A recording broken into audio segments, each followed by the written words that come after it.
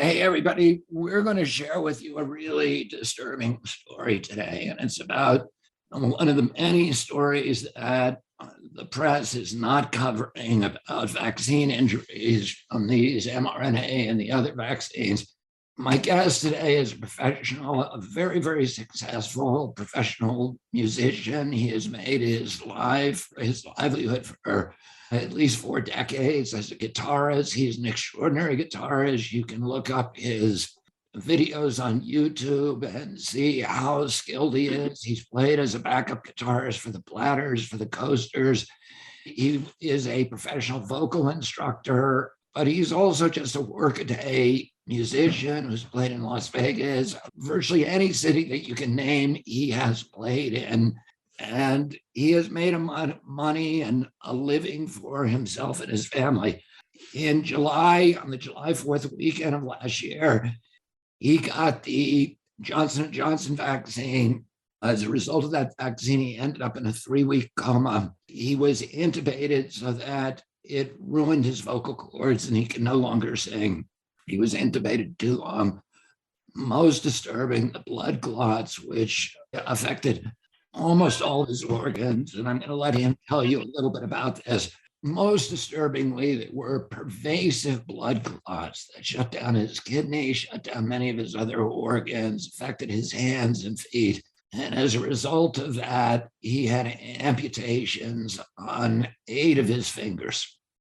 And he now can no longer make his livelihood. And this is something, again, you won't read about in the press. His plight has not been covered, and the mainstream media will not touch. There are now, as you know, hundreds of thousands of stories like this that are not being reported in the mainstream media.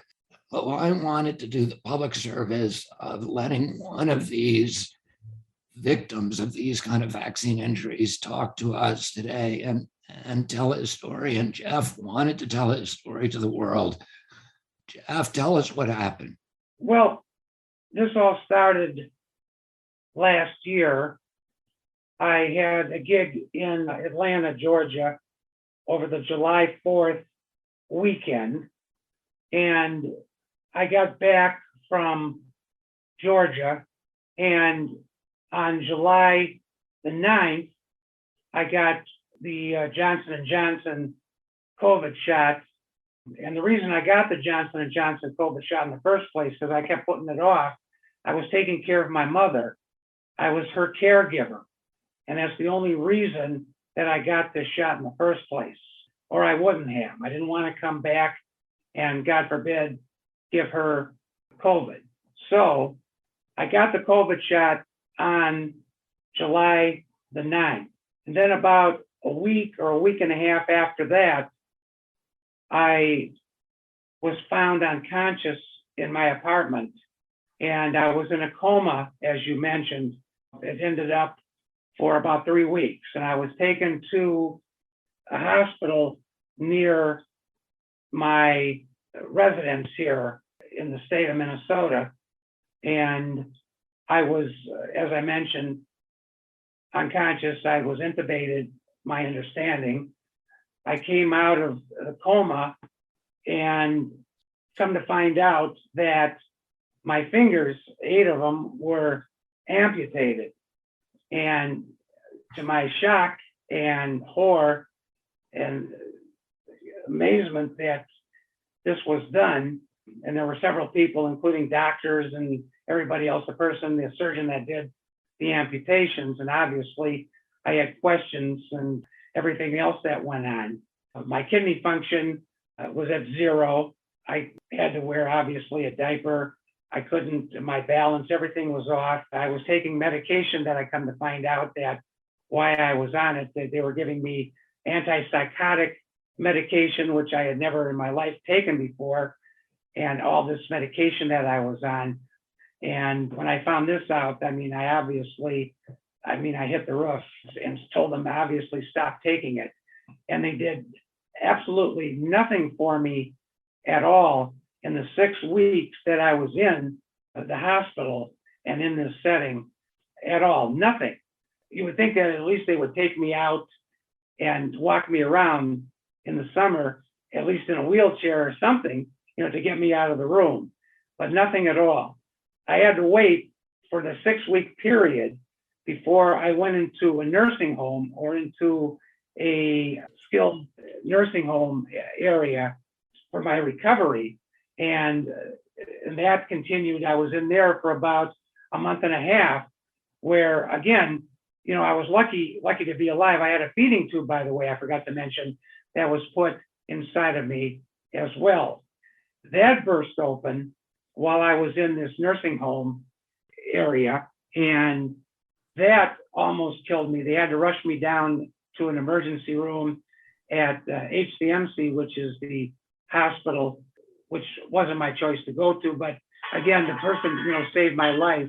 So everything, again, that was done, but the doctor in there actually saved my life, with this feeding tube that burst open. That also happened to me. So beside the amputation, and I have been in pain with these fingers ever since. Now, okay, the feeding tube was placed at the hospital when I was in there, and I had to wait. Obviously, they wouldn't take it out. I wanted them to take it out. They would not remove the feeding tube. I had to wait. I believe it was like 6 to 8 weeks before that they would take the feeding tube out. The doctor that saw me, that was in the hospital downtown Minneapolis, was going to try to do it, but he was told that he couldn't do it. Although, again, he saved my life. Again, blood was gushing, out of my stomach, but I got through that as well. So that was the second thing that took place. So again, with the pain that I've been experiencing that has been going through my fingers. Now, I've been seeing doctors at the Mayo Clinic. There's a place in Rochester that has made fingers for me that possibly I could play guitar again. The fingers, however, that they've made look great, but the functionality of them have not been, we've been working on that. It's not working out, as far as to play guitar again. Possible, playing piano. As far as my singing voice, that has bounced back a little bit, but still having a big problem with that, getting my voice back, from what has taken place, from what I have been going through. Again, all from this Johnson & Johnson, I believe from the Johnson & Johnson COVID shot that I got. Well, you say you believe it. Do the doctors acknowledge that this came from your vaccine? There's been one doctor that says a possibility. Most of them have said that they won't say one way or the other. They have actually, there has been one doctor that has said possibly that it has, but most of them won't commit and say that it has or it hasn't. They won't commit to it and say it has or from the Johnson shot. Has anybody reported your injury to VAERS, the Vaccine Adverse Event Reporting System, as a vaccine injury or potential vaccine injury? Yes, it has been reported. I have an attorney that I found that has reported it to the CIPC court and haven't heard anything back from that. My understanding is that you cannot sue the pharmaceutical companies, but it has been reported to, I guess, the agency. It's called CIPC, my understanding. It's called CIPC court. And who reported it? Did your doctor report it or did your lawyer? Yeah, the attorney, the lawyer did. The lawyer did. So you don't know if your doctor has reported your injury as a potential vaccine injury to the Vaccine Adverse Reporting System? That I do not know. Okay, well, you might want to ask your doctor to do that. Particularly, I'm not a Minnesota lawyer, but I can tell you that it's important for your court case that it is reported to the VAERS system. I'm sure your attorney knows that. Did you have any other injury? Did you have like brain fog, or any kind of brain injuries or cognitive difficulties?